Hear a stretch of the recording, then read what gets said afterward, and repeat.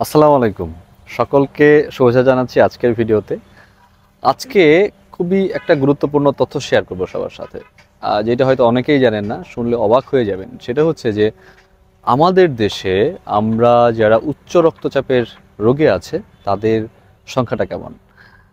এইটা একটা গবেষণা আসছে আমাদের দেশে। আমাদের দেশে গবেষণা অবশ্য খুব বেশি হয় না, কিন্তু রিসেন্ট একটা গবেষণা প্রকাশিত হয়েছে ইন্টারন্যাশনাল জার্নালে। সেখানে বলা হচ্ছে যে স্থান টু স্থান মানে বাংলাদেশের বিভিন্ন জায়গায় বিভিন্ন রকম, তবে এলাকা ভেদে 16 থেকে 25%।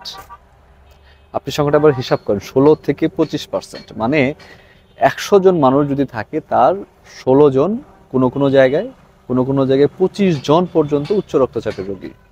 সংখ্যাটা কিন্তু অনেক। আপনি যদি কোনো গ্রামে বসবাস করেন, সেখানে যদি 100টা রোগী থাকে, মানে 100 জন মানুষ থাকে, রোগী না, 100 জন যদি মানুষ থাকে, তার আপনি যদি অ্যাভারেজ করেন 16 থেকে 25, মানে 20 জন, 20 জন মানুষই কিন্তু উচ্চ রক্তচাপের রোগী। আপনার গ্রামে যদি আমি 1000 জন মানুষের কথা চিন্তা করি, 1000 জনের মানুষের কথা চিন্তা করি, তাহলে সেখানে প্রায় 200 জন উচ্চ রক্তচাপের রোগী আছে। আপনি যদি একটু সংখ্যাটা আরও বাড়ান, আপনি যদি চিন্তা করেন যে 20 লাখ কোন একটা জায়গায় মানুষ আছে, অথবা আপনি যদি 1 লাখই চিন্তা করেন, 1 লাখ, আপনি আপনার থানায় হয়তো 1 লাখ লোক আছে, তার মধ্যে দেখা যাবে যে 20,000 রোগী হচ্ছে উচ্চ রক্তচাপের।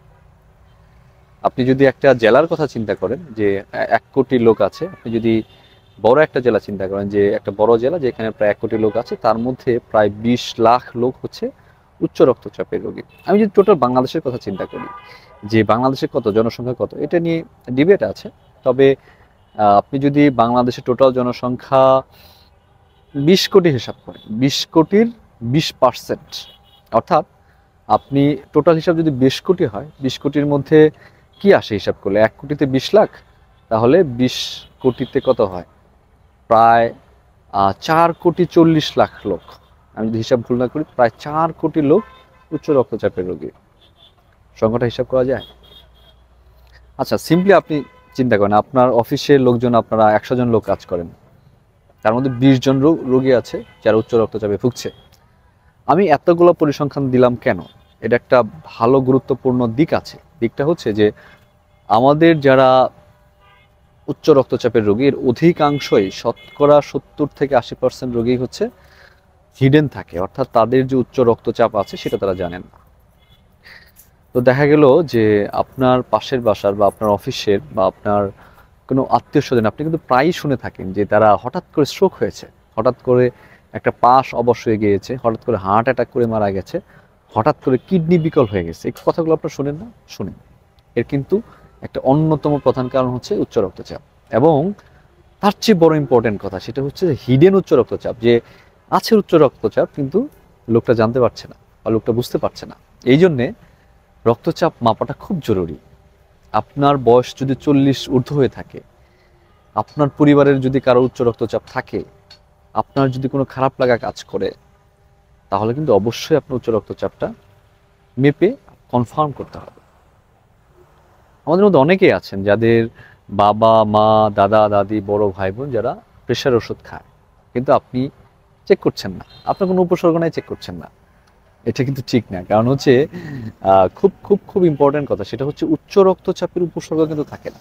দেখা যায় যে যারা উচ্চ রক্তচাপে ভুগছেন তাদের কিন্তু উপসর্গ থাকছে না।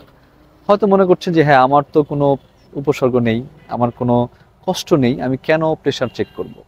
এটা কিন্তু সঠিক না। আপনার বয়স যদি বেশি হয়, 40 ঊর্ধ্ব হয়, পরিবারে যদি কারো প্রেশার থাকে, আপনি যদি অন্য রিস্ক ফ্যাক্টর আপনার ভিতরে থাকে, সেগুলো কি? যেমন আপনার যদি ডায়াবেটিস থাকে, আপনার যদি কিডনির সমস্যা থাকে, আপনার যদি ওবেসিটি থাকে, আপনার যদি কোলেস্টেরল বেশি থাকে, আপনার যদি লবণ খাওয়ার প্রবণতা বেশি থাকে, তাহলে কিন্তু আপনি ঝুঁকিতে আছেন।